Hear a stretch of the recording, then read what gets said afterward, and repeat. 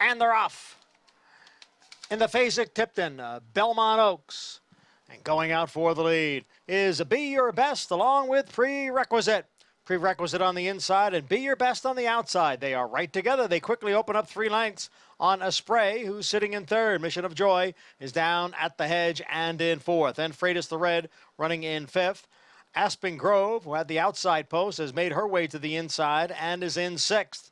A break of 2 to Sperling Bayog in seventh, followed by Papilio in eighth, and Strikingly Spun trails the field in ninth. Opening quarter over the firm inner turf in 24 seconds. Prerequisite and Be Your Best. They remain right together, a little more than a length. Mission of Joy is down at the hedge, and alongside is a spray. Then comes Aspen Grove, who's in fifth, about 4.5 from the front. Sperling Bayog is now gaining ground down on the inside.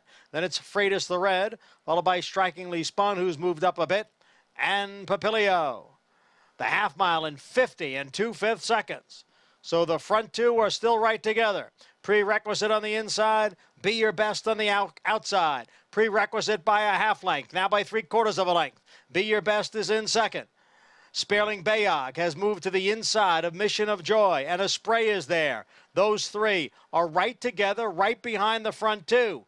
3/4 up in 1:16 3. Prerequisite narrowly. Mission of Joy looking to come on through in between horses. On the far outside is a spray. Be Your Best is right there. So 4 of them across the track for the lead as they turn for home now. It is Prerequisite, challenged here by Mission of Joy. Sperling Bayog is down at the rail. A spray's on the outside. Aspen Grove is coming on now. Papilio out in the middle of the course. It is Prerequisite. Here's Aspen Grove. Aspen Grove to take over in deep stretch. And Aspen Grove has won the Grade 1 Phasic Tipton Belmont Oaks. Aspen Grove ignored on the board and wins it 15-1 in this Grade 1 to get by the pace setter.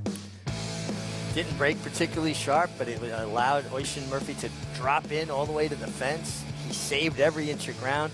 I love the way he negotiated his way through traffic between the quarter pole and the 8th pole, got to the clear, and this filly, Daughter of Justified, just came with a relentless run. Nice ride here. So if you like the Foxes, I think you've got to upgrade them after that effort by Aspen Grove, who was not highly thought of coming into this. Yeah, not really, as the board reflects. And look at that out of the gate. Post 9 kind of walks out of there and in a compromising position early. Yeah, walked out of the gate, but I love the way she jumped right in the bridle, and the rider just thought, I'm going all the way to the fence. How he found that gap in between flights. That was a pretty and smooth a move to get to the fence, and you're going to see, even though she blew the brake, it might have been a blessing in disguise because it allowed her to get into that ground-saving position. Meanwhile, for Prerequisite to not be able to seal the deal with those kind of fractions, disappointing? I don't know. I mean, she held off everybody else. She just couldn't hold off Aspen Grove, who came with the last run and had that European turn of foot. Yeah. 9-5, 4-7. Meanwhile, Be Your Best tried to pressure this one early and then completely backed up. Let's head downstairs to Maggie. Pleased to be joined by the winning connections of Aspen Grove, Craig Bernick and Fozzie Stack here. And Craig, shipping this filly over to the States, came out of a pretty loaded Irish Guineas. Talk a little bit about the trip that Oisin Murphy was able to work out. You know, he was perfect. I mean, he broke a little slow, but he was able to get over from outside. You know, the whole time he looked like he made all the right moves. I thought it was good. I have to give Fozzie all the credit because I was going to run in the listed race in Delaware next week, and he said, why don't we go for this? So I'd have to give Fozzie all the credit. He's a great trainer. You know, her good races were good enough to win this, and her bad races, she's nowhere. So we thought we'd take a chance, and we're really, really excited. It's a first foal out of a mare that we own. You know, it's a really big deal, so we're really excited. Yeah, homebred. And Fozzie, you know, she was a little unassuming in the paddock. When she got out on the racetrack, she just exuded class. I know they had to load her with the blanket, didn't get away that well, but talk a little bit about bringing her over here. Yeah, it was a bit of a mission. She had to come through Belgium from Ireland by road, so yeah, no, she's obviously tough to put up with that, and she came out of it well. And listen, it's very lucky that Mrs. Magner and Mr. Bernick, who sent the filly to me to train, so it's great. I'm delighted for everybody. Craig, talk a little bit about breeding horses in Ireland. You know what? I mean, we have a lot of turf horses here, and we probably need more dirt, but we're getting beat by the European turf horses. So we started about 5 or 6 years ago, you know, building a broodmare band there, and you know, we don't have a lot of horses, but we're starting to have some nice ones. So it's great. I like going over there.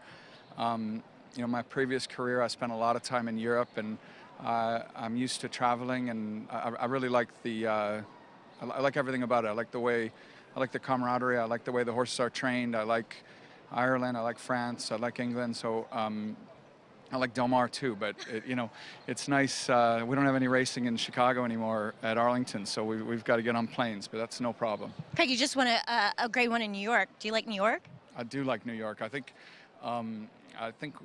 we had a New York bred filly that won 4 stakes here, but at least in my time, this is the first big race we've won in New York. I think my grandpa won a few before I was born, but this is exciting. He'd be smiling. As he is smiling down on both of you, massive congratulations as the filly Aspen Grove gets the job done, Irish bred, for some international connections. Thanks a lot. Winning those Glen Hill Farm Silks that we're so accustomed to seeing here in the U.S. and Mr. and Mrs. John Magnier. What a performance from this horse, and showing that turn of foot that we often see from these international runners. That was a really nice performance. Other than, you know, missing the break a bit, after that, she was always traveling in the bridle. Oisin Murphy made every right move. He got to save every inch of ground.